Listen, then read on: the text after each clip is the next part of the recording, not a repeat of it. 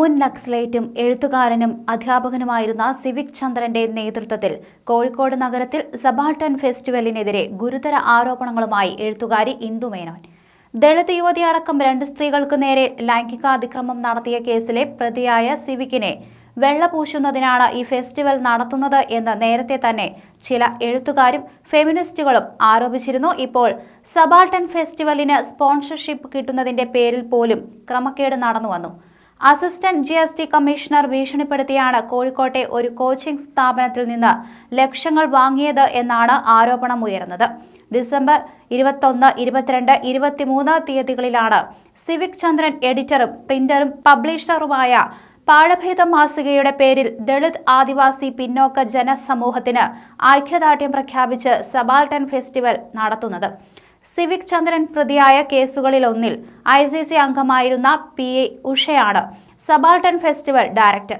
ലൈംഗികാതിക്രമ പരാതി ഉണ്ടായപ്പോൾ രൂപീകരിച്ച ആഭ്യന്തര പരാതി പരിഹാര കമ്മിറ്റിയിലെ അംഗങ്ങൾ എല്ലാവരും പ്രതിക്കൊപ്പം സാംസ്കാരികോത്സവ സംഘാടനത്തിൽ സജീവമായുണ്ട്. ഇതിനെതിരെയാണ് ഇന്ദു മേനോൻ ശക്തമായി പ്രതികരിച്ച് രംഗത്തെത്തിയത്. ഇന്ദു മേനോന്റെ പോസ്റ്റിലെ പൂർണ്ണരൂപം ഇങ്ങനെയാണ്: ചായൽ തന്നെ, അത് പക്ഷേ പെണ്ണുങ്ങളുടെ മേത്ത് ചായലാണെന്ന് മാത്രം. ഇപ്പോൾ എന്തായാലും ഗംഭീരമായിട്ടുണ്ട്. സബാൾട്ടൻ ഉത്സവം നടത്തി ദളിത് സ്ത്രീകളുടെ മേൽ ചായൽ നടത്താൻ പ്രതിക്കൊപ്പം മുഴുവൻ ICC അംഗങ്ങളും ഖദീജ മുംതാസ്, P ഉഷ, മൃദുല ദേവിയുണ്ട് എന്നുള്ളത് ഗംഭീരം തന്നെ. അത്ഭുതപ്പെടാൻ ഒന്നുമില്ല. ഇവറ്റകളുടെ ദളിത് സ്നേഹവും ദളിത് പക്ഷവും ഒക്കെ മുമ്പേ പൂച്ച പുറത്തു ചാടിയതാണ്. കോഴിക്കോട് ആസ്ഥാനമായുള്ള ഒരു കോച്ചിംഗ് സ്ഥാപനത്തെ പറ്റിച്ച് ഇതിനായി ലക്ഷങ്ങൾ വാങ്ങാൻ സിവിക്കും സംഘവും ശ്രമിച്ചിരുന്നു.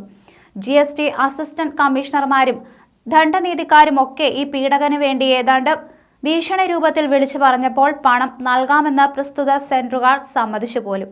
കോഴിക്കോട്ടെ മറ്റു പല സാംസ്കാരിക സംഗതികളിലും ക്രിയാത്മകമായി തന്നെ ഇടപെടുന്ന പ്രസ്തുത കോച്ചിംഗ് സെന്റർ സ്ത്രീ പീഡനത്തെയോ ദളിത് പീഡനത്തെയോ ഒരു രീതിയിലും support ചെയ്യുന്നവരല്ല.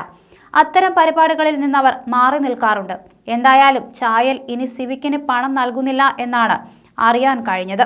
C Ganesh എഡിറ്ററായിട്ടുള്ള Shantha മാഗസീനിൽ civic ചന്ദ്രന്റെ ലേഖനങ്ങൾ വളരെ പ്രാധാന്യത്തോടെ പ്രസിദ്ധീകരിച്ചിരുന്നു.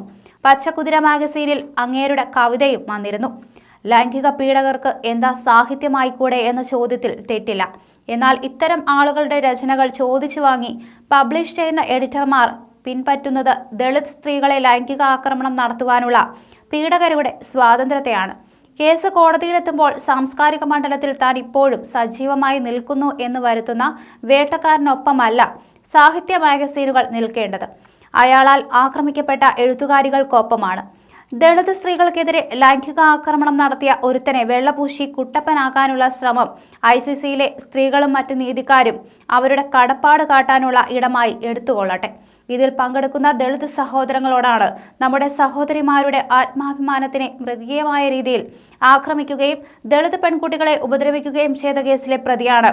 അയാളുടെ പരിപാടികളിൽ നിന്ന് മാറി നിൽക്കലാണ് യഥാർത്ഥ ദളിത് നീതി. അല്ലാതെ അസിസ്റ്റന്റ് GST കമ്മീഷണർ ഭീഷണിപ്പെടുത്തുന്നവരുടെ കയ്യിൽ നിന്നും കിട്ടുന്ന സ്പോൺസർഷിപ്പ് വാങ്ങിച്ചെടുത്ത് ഇതുപോലെയുള്ള ലൈംഗിക കുറ്റകൃത്യങ്ങളിലെ പ്രതികൾക്ക് ദളിത് സ്ത്രീകളുടെ മേൽ ചായാനുള്ള അവകാശത്തെ ഉറപ്പിക്കുന്ന ചായൽ പരിപാടിയിൽ പോയി ചായ കുടിക്കലല്ല.